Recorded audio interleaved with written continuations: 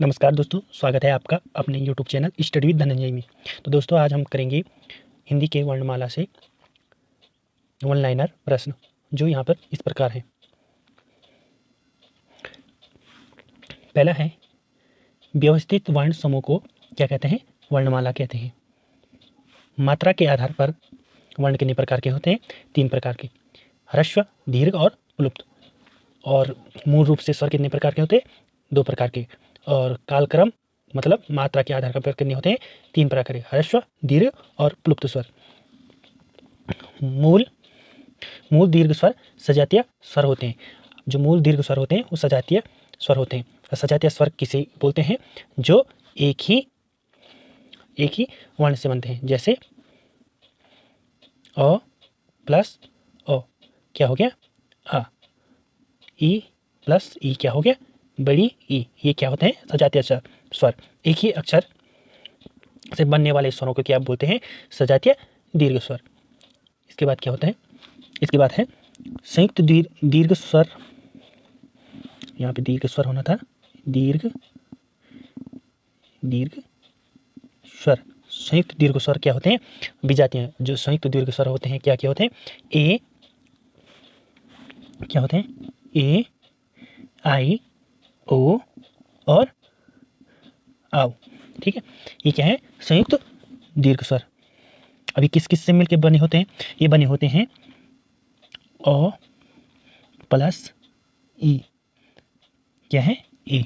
ठीक है, और अ प्लस ए बराबर आई। ठीक है, और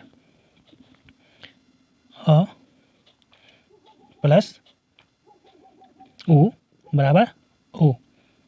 ठीक है, और अ प्लस ओ बराबर आओ। ये होते हैं संयुक्त दीर्घ स्वर, जो अलग अलग स्वरों से मिलकर बने होते हैं। इनको क्या कहते हैं? विजातीय स्वर, मतलब अलग जाति के स्वर। ठीक है, इसमें क्या हो रहा? अ अलग है और ऊ अलग है। ठीक है, भाषा शब्द की सबसे छोटी इकाई क्या होती है? वर्ण या ध्वनि होती है। स्वरों का उच्चारण स्वतंत्र रूप से होता है। स्वरों की संख्या कितनी होती है? स्वरों की संख्या कितनी होती है? 11 होती है। और कुल स्वरों की बात करेंगे तो कितनी होती है? 13। ठीक है, इसमें अंग और अहो भी जुड़ जाता है। हिंदी वर्णमाला में कुल वर्णों की संख्या कितनी होती है? 52 होती है। अक्षर तरह ज्यों होना था यहाँ पे, ज्यों। और सरव क्या है? संयुक्त व्यंजन है। ठीक है, अक्षर किससे बनता है? क प्लस सौ से। और त्र बनता है त प्लस र से। और ज्यों बनता है ज प्लस यों से।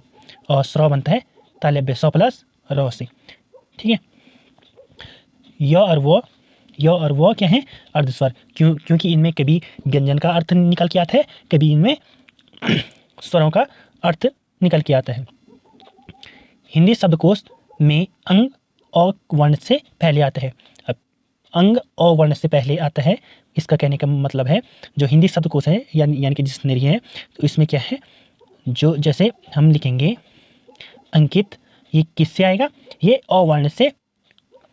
अनिकेत से, जैसे अनिकेत है, अनिकेत वर्ण से, अनिकेत शब्द से पहले क्या आएगा? अंकित वर्ण आएगा हिंदी शब्दकोश में। ए और ई स्त्रीलिंग।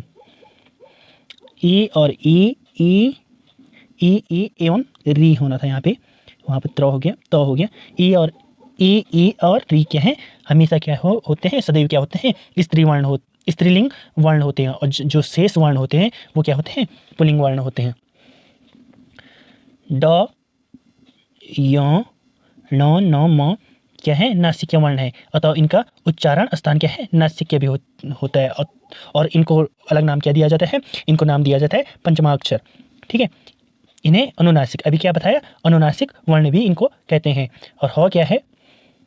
जो ह है उसको काकल्य वर्ण कहते हैं। अनुस्वार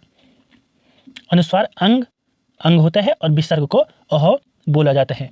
ठीक है, और इनको क्या बोला जाता है? अयोगवाह वर्ण कहते हैं। वर्णों के उस समूह को जिसका कोई निश्चित अर्थ निकलता हो उसे क्या कहते हैं? शब्द कहते हैं। वर्णों का समूह। अब देखो, इसमें लिखेंगे क प्लस म, एग्जाम्पल एग्जाम्पल के लिए क प्लस म प्लस ल।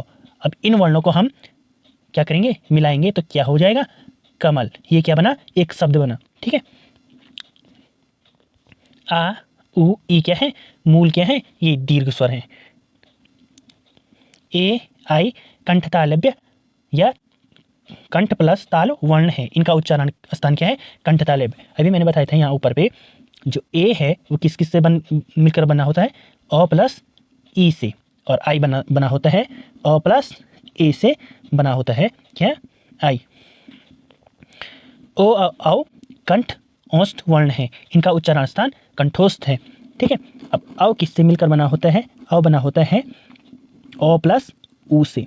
ठीक है, अब देखो अ का उच्चारण स्थान है कंठ, ऊ का उच्चारण स्थान है ओष्ठ, तो दोनों को मिला के क्या हो जाएगा, कंठोष्ठ। ठीक है, कंठ का भी प्रयोग हो रहा है यहाँ पे और ओष्ठों का भी, यानी कि ओठों का भी प्रयोग हो रहा है। व का उच्चारण स्थान दंतोष्ठ है। ठीक है, दो व्यंजन जब एक साथ मिलते हैं तो संयुक्त व्यंजन कहलाते हैं। र वश्य लुंठित सघोष एवं अल्पप्राण व्यंजन है। लुंठित का अर्थ क्या होता है, जब हम र ध्वनि को बोलते हैं या र शब्द को बोलते हैं तो हमारी जीभ क्या होती है, लुढ़कती है या मुड़ती है उसको बोलने के समय पे। लिखित भाषा में मूल ध्वनियों के लिए जो चिन्ह मान लिए गए हैं तथा जिस रूप में लिखे जाते हैं उसे लिपि कहते हैं।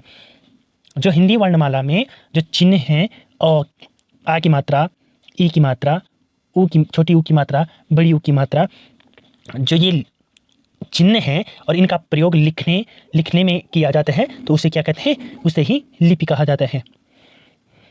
जब एक ही ध्वनि का द्वित्व हो जाए तब उसे युग्मक ध्वनि कहलाते हैं, या इसको क्या कहते हैं, द्वित्व व्यंजन कहा जाता है।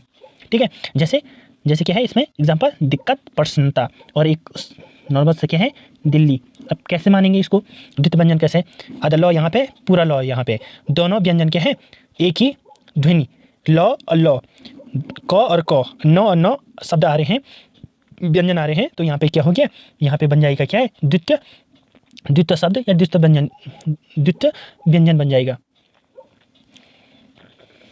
हिंदी शब्दकोश में अक्षर वर्ण क के बाद आता है, क्योंकि अक्षर एक संयुक्त वर्ण है जो कि क प्लस स वर्णों के योग से बनता है। इसी प्रकार त्र तो के बाद, ज्यों ज के बाद, स्र स के बाद आता है। ठीक है, अब हम जान लेते हैं, पहले अक्षर बनता है क स से, त्र बनता है त प्लस र से, ज्यों बनता है ज प्लस यों से। इसको ये कहना भी उचित होगा, जो ज्यों है उसको हम ज्यों भी कह सकते हैं। जो स्र है वो आधा स प्लस र से बनता है। ठीक है, नेक्स्ट पे चलेंगे हम। प्लुप्त स्वरों के उच्चारण में दीर्घ स्वरों से भी ज़्यादा समय लगता है। ठीक है, जो प्लुप्त स्वर होते हैं उनका उच्चारण करते समय, यानी का उनको बोलने पर दीर्घ स्वरों से अधिक समय लगता है। जैसे कि हम कहीं पर संवाद करते हैं, कहीं पर नाटक होता है, ये जो प्लुप्त स्वर होते हैं इनका प्रयोग यहीं पर प्रयोग किया जाता है। जैसे राम, तो इसमें जो ये बीच में छुपा हुआ है तो क्या है, ये प्लुप्त स्वर है। ठीक है, इनका प्रयोग या उच्चारण करते समय दीर्घ स्वरों से भी ज़्यादा का समय लगता है। अनुस्वार पंचम वर्ण का कार्य करते हैं। ठीक है, जो अनुस्वार है वो पंचम वर्ण का कार्य करता है। ठीक है, जैसे ड, य, म, न और अणो है, ये क्या है, पंचमा। इनकी जो मात्राएं हैं ये ऊपर से लिखती हैं, कहीं पे ये अंकित हो गया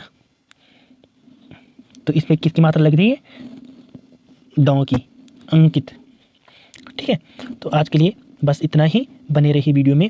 और आपको ये वीडियो कैसी लगी, आशा करता हूँ आपको इस वीडियो के माध्यम से वर्णमाला समझ आई होगी।